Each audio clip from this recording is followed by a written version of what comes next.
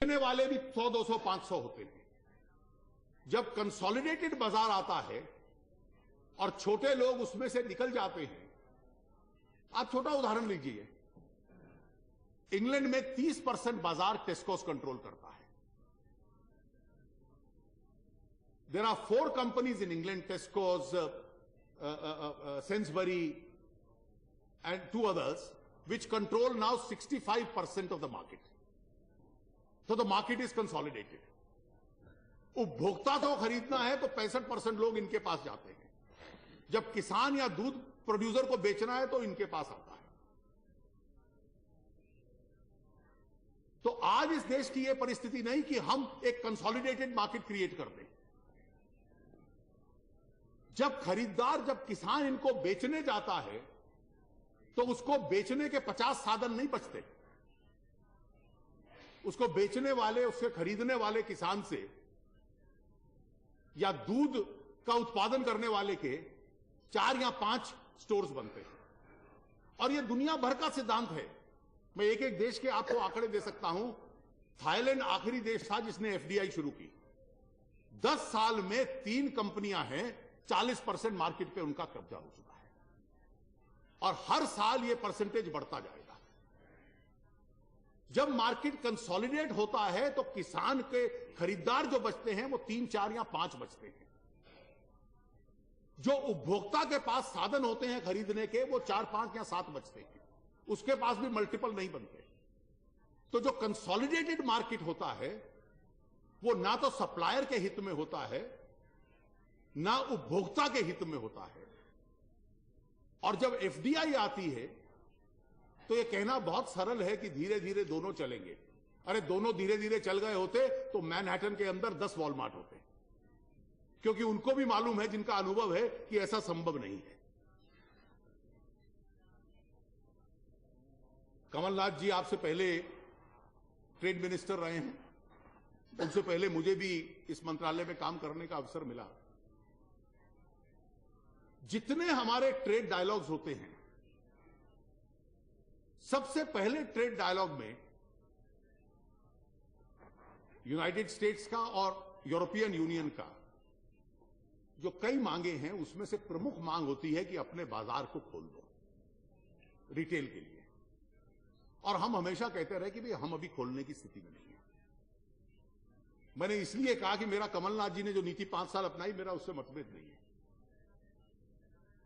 हम उनको कहते थे कि हमारे बाजार की स्थिति नहीं है, हमारा बाजार इस प्रकार का है कि हम ये नहीं कर पाएंगे। इस परिस्थिति में आपने नीति को बदल लिया। अब आप इंटरनेशनल ट्रेड डब्ल्यूटीओ को खूब जानते हैं। वो कोई चैरिटी करने का स्थान तो है नहीं, वो कोई मंदिर या चर्च नहीं है जहां जाके हम परोपकार का काम कर सकते हैं। वो तो एक बाजार है और बाजार का दस्तूर होता है कि जो सामान बेचोगे या कुछ दोगे उसकी कीमत ले लो और जो खरीदोगे उसकी कीमत दे दो। इट्स अ बाजार। अमेरिका और यूरोपियन यूनियन हमसे मांग कर रहे हैं 20 साल से कि एफडीआई रिटेल में लाकर अपना बाजार खोलो। हम उनको मना कर रहे हैं और आपने एकाएक उनको यूनिलैटरल कंसेशन दे दिया, एक तरफा कंसेशन दे दिया। और यह बुनियादी सिद्धांत है कि यूनिलैटरल कंसेशन का ग्लोबल ट्रेड के अंदर कोई स्थान नहीं है। वो किसी हिसाब किताब खाते में गिना नहीं जाता।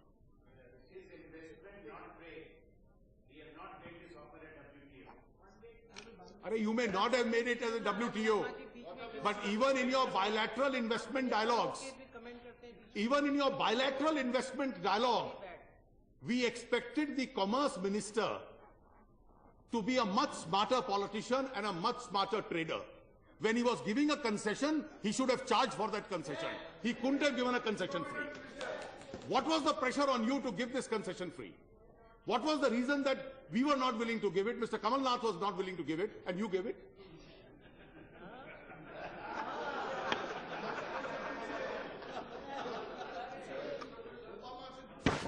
I think you wanted to add a sweetener to the policy.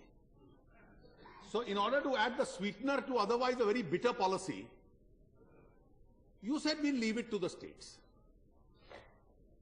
It's a logic I have not been able to understand. States can control local market areas. They can have municipal laws. FDI, foreign direct investment, is a subject which is squarely on the central list. Yes. It is not a subject matter of the state list.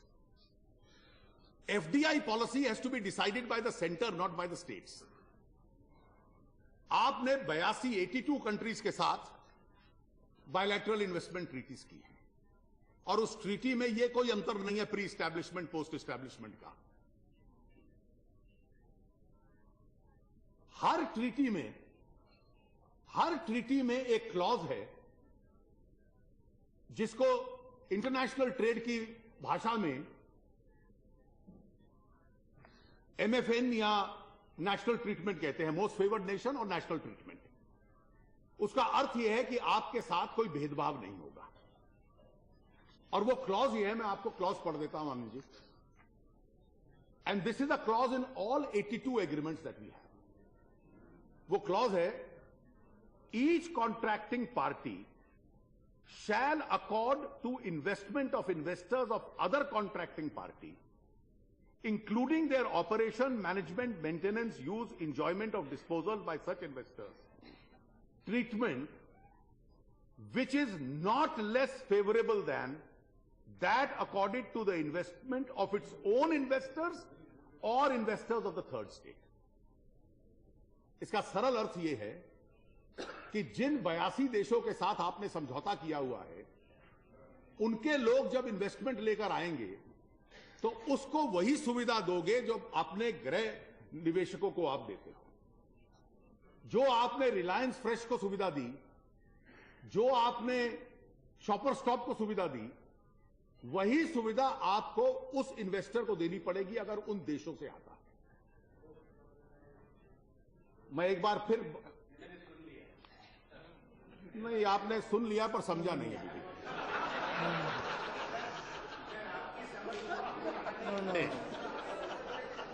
मैं एक बार फिर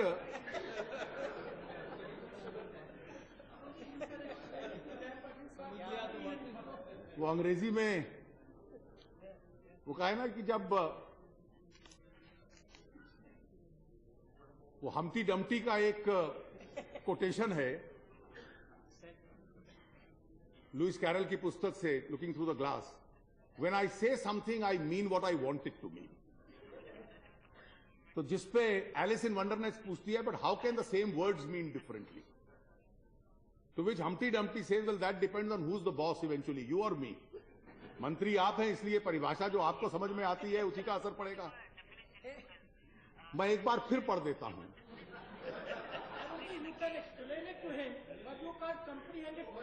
Treatment shall not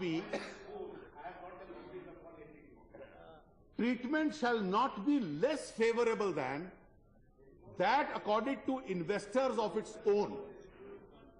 तो जो हमारे देश के investors हैं उससे कम और या उससे इंफीरियर ट्रीटमेंट उसको नहीं दी जाएगी। Simple meaning.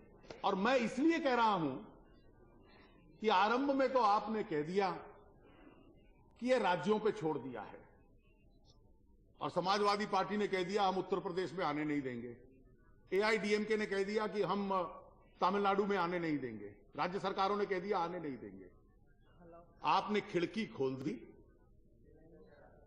और उसके बाद इंटरनेशनल में, डोमेस्टिक कोर्ट्स में लीगल इन्फोर्समेंट का रास्ता भी शुरू कर दिया।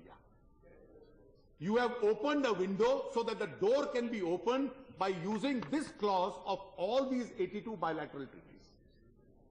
और उसमें सबसे बड़ा बुनियादी सवाल होगा कि FDI का जो सवाल है वो राज्य के विषय नहीं है, भारत के संविधान के अंतर्गत वो स्टेट्स का विषय है, सेंटर का विषय है। बहुत बड़ा तर्क दिया गया कि बैकएंड बनेगा, इंफ्रास्ट्रक्चर बनेगा। किसान को लाभ पहुंचे इसमें कौन सा इंफ्रास्ट्रक्चर चाहिए? आपको बिजली चाहिए, आपको सड़कें चाहिए, आपको ट्रांसपोर्टेशन चाहिए और आपको कोल्ड चेन्स चाहिए, इरिगेशन चाहिए। ये बड़े स्टोर आकर इस देश में इरिगेशन की सुविधा नहीं बनाने वाले, ये बिजली का उत्पादन नहीं बढ़ाने वाले, ये सड़कें नहीं बनाने वाले। ट्रांसपोर्ट नेटवर्क इस देश में है, सड़कें भी हैं, सुधार की आवश्यकता है। कोल्ड चेन्स में हम कम हैं, ये कोल्ड चेन्स बनाएंगे और आपने कह दिया कि इनके ऊपर अनिवार्य होगा। अब कोल्ड चेन बनाना इस देश में कोई असंभव कार्य है क्या? आप जाकर तहकीकात कर लीजिए, बाजार में आपको खबर मिल जाएगी। और मेरे पास ये जानकारी है कि कोल्ड चेन्स बनाने के लिए उन्होंने भारतीय कंपनियों को ठेके देने आरंभ किए हुए हैं, उनसे बातचीत आरंभ कर दी है। कोल्ड चेन्स बीइंग मेड और a cold storage be made is not rocket science that it's alien to India. कि हमारे लिए आकर वो कोल्ड चेन बनाएंगे, और कोल्ड चेन इतना कॉम्प्लेक्स सब्जेक्ट हो गया जिसके लिए इस देश की खाद्यान्न सुरक्षा को हम खत्म कर दें और अपनी फूड सिक्योरिटी चेन को खत्म कर दें और वो सारा उनके हाथ के अंदर दे दें। ये किस प्रकार की सोच हमारी चल रही है?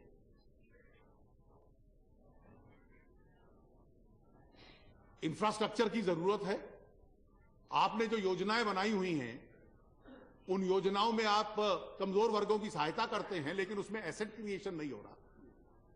उसको जोड़ दीजिए एसेट क्रिएशन के साथ, तो जो रूरल इंफ्रास्ट्रक्चर चाहिए वो भी अपने आप में बनने लग पड़ेगा। इसमें इतनी परेशानी आने की कोई सुविधा नहीं है। आपने एक तर्क दे दिया कि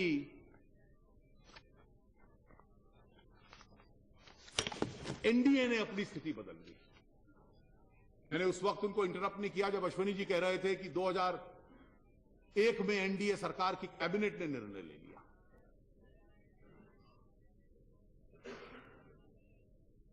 एनडीए की कैबिनेट ने कोई निर्णय नहीं लिया। एनडीए सरकार मई 2004 तक इस प्रस्ताव के खिलाफ रही। डीआईपीपी डिपार्टमेंट से एक प्रस्तावना आई जिसको कैबिनेट ने कभी मंजूरी नहीं दी। It was only a proposal. Planning commission की एक कमेटी बनी जिसके mister N K Singh,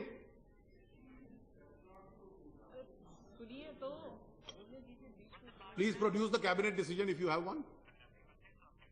DIPP department का एक प्रस्ताव आया, उस प्रस्तावना को कभी कैबिनेट ने मंजूरी नहीं दी, और मैं उसका सबूत अभी आपको दे देता हूं। आप थोड़ा धैर्य करिए। Decision to set up a group of ministers to make a recommendation. We have all papers and documents which I will, you have forgotten. The long and short of the full truth is, I think the full truth is, the full truth is the NDA cabinet never allowed it. They set up a committee, the planning commission under Mr. N.K. Singh, which made a recommendation that it should not be allowed under the present circumstances. no, don't comment. No. Only if he is yielding. Now let me give you. No. Now let me give Are you yielding? May I just Honorable say this? LLP, are you yielding? Is he yielding? Is he yielding? No, see, if he is not, see, only if he is yielding you can interrupt. Otherwise, please don't. If he yields, I have no problem. Honorable LLP, are you yielding? He is not listening. No. Are you yielding? this way. Are you yielding? For my purposes, Mr. No, Chairman, for only my if he yields. purposes, it is enough if the Department of Industrial Policy and Planning moved a note making out a compelling case for FDI for consideration of the cabinet. The point that I was seeking to make was that they were themselves convinced, their department was convinced of the innate logic of that proposal, and therefore, in November, it came from the cabinet. Minister, right over. Yeah, Ravi, I am capable of giving a reply, please. No, please. Well, Mr. Ashwani Kumar, that's only half the truth. The No, full please. truth is, No commentary like that. the full Please. truth is that one wise man in the commentary. government wanted to make a suggestion. The government collectively did not accept that suggestion. So please state the full truth. And I'll give you the evidence of this. I'll give you the evidence of this. In this very house, during the NDA government, Mr. Nilotpat Basu got up, and on the 6th of December 2002, exactly 10 years ago, he raised an issue that is a serious development that the NDA government is planning to open the retail sector. Mr. Jaswant Singh, the then finance minister, was present in the house. Sir, I will only take a minute. The issue has already been clarified. There is no such proposal, and the honorable member is reading too far into what after a document for the plan consideration. So in 2002, we categorically said no. And we had a very honorable minister. We had a very honorable witness to this episode. The Prime Minister, who was sitting where I am sitting. So when the Prime Minister heard this reply, he was relieved and he was satisfied. So he immediately on 21st December wrote to a trade organization in Bombay saying, kindly refer to your letter of 6th December regarding foreign direct investment in retail trade. This matter was raised in the Rajya Sabha a few days ago, and the finance minister gave an assurance that the government had no such proposal to bring FDI in retail trade. So Mr. Jaswant Singh clearly said so. The then leader of opposition, today's Prime Minister, was a very important witness to this. In the other house, it was raised by Sri Priyaranjan Das Munshi. Mr. Arun Shourie got up and said categorically, no, there is no such proposal. So in 2002, this was a policy. This was exactly your policy in UPA 1. And that is why I have been repeatedly complimenting Mr. Kamal Nath for that policy. He gave an interview. It's one of the very important global programs, and he had an international audience. Normally, before an international audience, you tend to be a little more liberalizer. But he was always more Swadeshi than the present regime. So this was on 22nd April 2005. The program was Hard Talk on the BBC. It's one of the most respected programs on BBC. So I'm just reading 3 of your answers. The first you say, well, it is going to put at risk the current retail trade. Then you say we are looking for increment and not for reduction. But the third answer was very important because you knew best your Prime Minister's mind, not only your own mind. And that is when Dr. Maitriyan today said there was a problem in UPA 1 in the UPA. The interviewer in Hard Talk asked you, in 2005, Dr. Manmohan Singh, in those days when he was leader of opposition in the Rajya Sabha, he said that India does not require these kind of reforms. These kind of reforms would rather than create employment, would destroy employment. That's exactly what I am saying. I'll read again. The interviewer asked you that your Prime Minister as the leader of opposition used to say that this kind of a reform, rather than create employment, will destroy employment, to which Mr. Kamal Nath, as a very obedient minister, said, that is absolutely correct.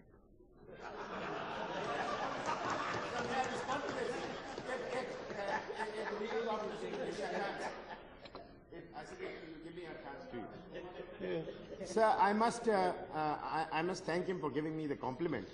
Compliment which he's not very liberal with. Today but I want to clarify. In 2005, we were carrying out the studies of FDI in retail.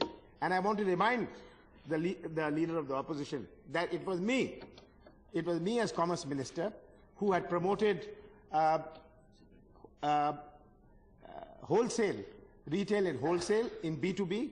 It was me, and Mr. Sitaram Yechuri sitting there is witness because he agreed with me at that time when we opened up single brand. And I must say in 2009, in early 2009, it was my ministry, of which I was the minister, we made reforms in single brand, in investment in single brand retail. And this is borne out by facts, and I must say that this is being quoted out of the context. See, I am... are you yielding? No. Only... See. No, this cannot be a discussion like this. No, I think... I think the... Yes, yes. No, please. No, no, no. No, please, Mr. Kamal Nath. Because you were the ones No, no, who Kamal agreed Nath. with me on the patent No, law. no, You were the no ones who discussion like agreed this. with me on the SEZ. Mr. Kamal Nath, no, please. I think let the Honorable sir, I LOP must, complete, then you can have your views. But I must once let him again complete his confess views. that I've always been a silent and a great admirer of Mr. Kamal Nath. He's always been in a league of his own for rejecting FDI in multi-brand retail. He took the credit then. For having it allowed, he wants to take the credit now. It's the government of which So I am you a are member. you are a man of principles. You rejected it on the principle of Swadeshi, and you've now accepted it on the principle of opening out. In any case, it's supported by principles on both sides. I never rejected it. Okay. Sir, Mr. Das Munshi is not keeping the best of health. He went to the extent on behalf of the Congress party with the chief whip of not only criticizing this policy, the word he used was, this is anti-national. Maybe somewhat an exaggerated phrase, but that was your stand then. What has the Parliamentary Standing Committee said? I have the full report. I won't read the report. They said in a country like India, which has such large population, and this is a unanimous recommendation, MPs of all sides, multi-brand retail will be destructive, should not be allowed. और जो phrase उन्होंने use किया, उन्होंने कहा कि ये जो unorganised retail है, इस देश में रोजगार का अनऑर्गेनाइज्ड सेफ्टी वाल्व है. It is the unorganized safety valve of the Indian population. जिसको गांव में, शहर में नौकरी नहीं मिलती, कोई रेडी लगा लेता है, कोई छोटी दुकान लगा लेता है, और इसका आप सर्वनाश मत कीजिए. और सर्वसम्मति से सभी सदस्यों ने यह कहा कि इसको समाप्त करना, इसको आने नहीं देना इस देश में. सभापति जी, कई तर्क दिए जाते हैं जिसका कोई अध्ययन नहीं है.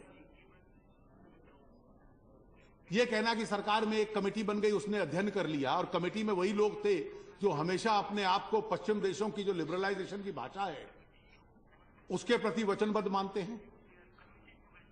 मैंने एक तर्क आपको बतलाया कि मिडिलमैन जाता है तो उसका लाभ किसान को नहीं होता, उसका लाभ रिटेलर को होता है. यह पूरी दुनिया का अध्ययन है, क्योंकि वो रिटेलर इतना ताकतवर बन जाता है, इकोनॉमिक पावर उसके पास ताकत इतनी आ जाती है कि खरीदारी के मामले में और बेचने के मामले में वो सबसे बड़ा सुपर मिडिलमैन बन जाता है. अगर आप इनके दस्तावेज पढ़िए, इनकी वेबसाइट्स पे, इनका बिजनेस की नीति है EDLC, everyday low cost. Everyday low cost का अर्थ है कि सबसे सस्ते दाम पर खरीदिए और महंगे से महंगे दाम पर बेचिए. You buy low and you sell costliest. जब ताकत इतनी बढ़ जाती है कि 65% स्ट्रक्चर्ड रिटेल इंग्लैंड की मार्केट को कैप्चर कर गया, अमेरिका की मार्केट को कर गया. अब दूसरे देशों में जाकर देखिए, ब्राजील, उसमें एक स्टोर था, वो स्टोर कैरेफोर में मर्ज कर गया. आज सौ पोलो स्टेट की 69% मार्केट उस एक स्टोर के पास है.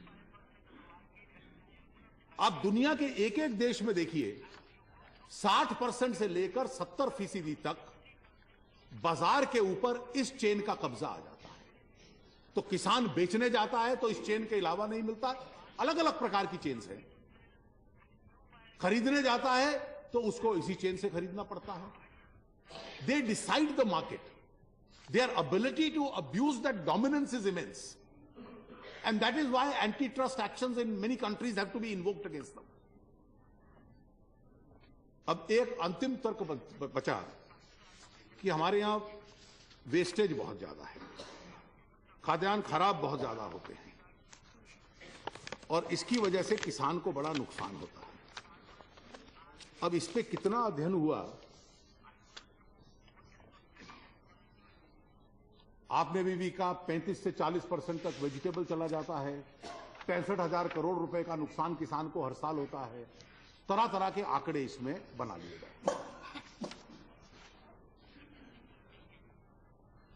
DIPP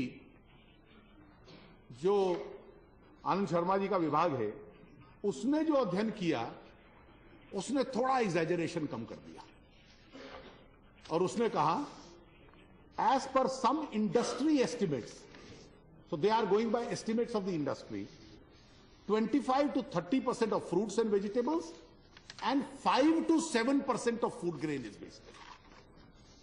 So they brought down the wastage figure. जो सेंट्रल इंस्टीट्यूट है post harvest engineering and technology की, पंजाब में है, उसने अध्ययन किया और एक एक फसल का किया और 30%, 40%, 50%, 65,000 करोड़ ये आंकड़े हम देते रहे क्योंकि इतना बड़ा आंकड़ा है इसलिए इनको आने दीजिए। Serial 3.9 to 6%, pulses 4.3 to 6.1%, oil seed 6%, fruits and vegetable 5.8 to 18, different categories, milk 0.8, fisheries 2.9, meat 2.3, poultry 3.7. Central institute of post harvesting engineering and technology Punjab सरकारी संस्था है और कोई अगर आपको उस पर भी शक है तो पंजाब की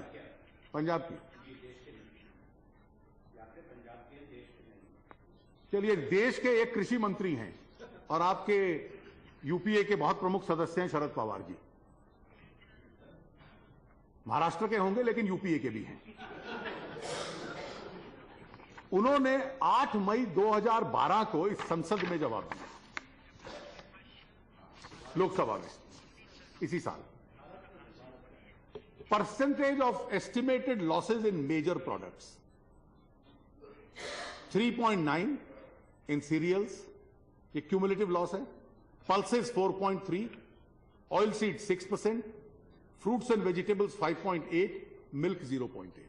तो जो पंजाब वाला आंकड़ा है वो यूपीए ने स्वीकार कर लिया और इस संसद को बतला दिया कि ये आंकड़ा है। Your entire debate is based on deception. It's based on concoction of figures. So you exaggerate the amount of wastage, create a horror situation, and then say therefore cold storages are required, cold storages are rocket science, and therefore our food supply chain must be handed over to the foreigners. Whether it creates unemployment or is destructive of employment, and then have some small debating arguments to say one DIPP official circulated a note, that is what that note said. Mr. Chairman, this is the experience of the other countries. आप market share देखिए उन दो देशों का। मैंने अभी उदाहरण दिया, ब्राजील का स्टोर है पाउ डी एक्यूर। जब एफडीआई की अनुमति हुई तो वो कैरेफोर में मर्ज कर गया। आज साओ पोलो स्टेट का 69% एक चेन के पास चला गया। जिसको खरीदना है वहां जाए, जिसको बेचना है वहां जाए। आप स्वीडन का, बेल्जियम का, ऑस्ट्रेलिया का, मेक्सिको का, मेक्सिको ने 2 समझौते किए। एक north American free trade agreement किया अमेरिका से, नाफ्ता, और दूसरा एफडीआई रिटेल में खोल दी। 50% छोटे उद्योग स्टोर बंद हुए। और उन देशों की तो जनसंख्या बहुत कम है। जिस देश की जनसंख्या इतनी अधिक है, जहां लोगों के लिए रोजगार की व्यवस्था करना बहुत आवश्यक है, उन देशों में क्या होगा? और अंत में इस तरह का एक उदाहरण दे दो कि वॉलमार्ट ने किसी देसी कंपनी के साथ एक स्टोर खोला है, 6,000 आदमियों को, किसानों को लाभ मिल गया। पेप्सी ने आलू उगाए तो उसमें 500 एकड़ में ऐसी फसल हो गई। In economic theory, this is called the fallacy of composition. In a country as wide as India and as big as India, you pick up an isolated example It may be true of that isolated case, but it will be equally untrue of the whole nation. Therefore, 500 एकड़ में जो हो सकता है, मान लो मेरा 5 एकड़ का फार्म है और उसमें बहुत अच्छी फसल होती है, लेकिन इसका यह मतलब नहीं कि पूरे देश में उसी प्रकार की फसल होगी. This is the fallacy of composition. ये आइसोलेटेड उदाहरण दे देना कि केवल वॉलमार्ट की वजह से 6000 किसानों को लाभ मिल गया या पेप्सी की वजह से 500 एकड़ में आलू बहुत अच्छा हो गया, इसलिए पूरे देश को परम वैभव पे हमने पहुंचा दिया. यह तर्क नहीं हो सकता. This is the fallacy of composition. इस उत्साह में ना आइए. मैं केवल आनंद शर्मा जी, माननीय प्रधानमंत्री जी भी यहां हैं, हम सब राजनीतिक दल जब सरकार में होते हैं तो एक भूल करते हैं, शायद हमने भी भूल की थी. हम कई बार तर्क बनाते हैं, प्रचार करते हैं, समाज में उसको स्वीकार करने वाला कोई नहीं होता, लेकिन हम स्वयं उसको स्वीकार करते हैं. The biggest danger that politicians fall into is when they start buying their own arguments, even when nobody outside is buying them. And this is precisely what is happening to your government. Sir, my appeal to you is, India with its size, with its population, with the kind of unemployment it will generate, the adverse impact on manufacturing jobs, the displacement of retail jobs, this is not the time that you have to introduce this policy. You can try and force this policy, but India will not accept this policy. So I urge you, I beseech of you, the arrogance of power may persuade you to stand by it and be rigid, but it always pays to be humble and open-minded. Please reconsider this policy. Withdraw it. My appeal to all my friends in the opposition is that in one voice we must be together in rejecting it. और हमारे जो साथी थोड़ी दुविधा में हैं, वो जानते हैं कि इस नीति का बहुत नुकसान होने वाला है. They know that this policy is harmful to the country. If you are willing to proclaim, be also prepared to strike. प्रवचन कर दे लेकिन प्रहार करने से रुक जाएं, ये गलती मत कीजिए. और मेरी विशेष रूप से जो हमारे यहां नामांकित सदस्य हैं, the nominated members, they represent the conscience of this country. Therefore, this is a time when they have to think of this country. This is not a time for thanksgiving to the government, which was gracious enough to nominate you. This is a time for thinking of this country and speaking in one voice and saying no to this policy which is going to hurt the interest of this country. Thank you very much.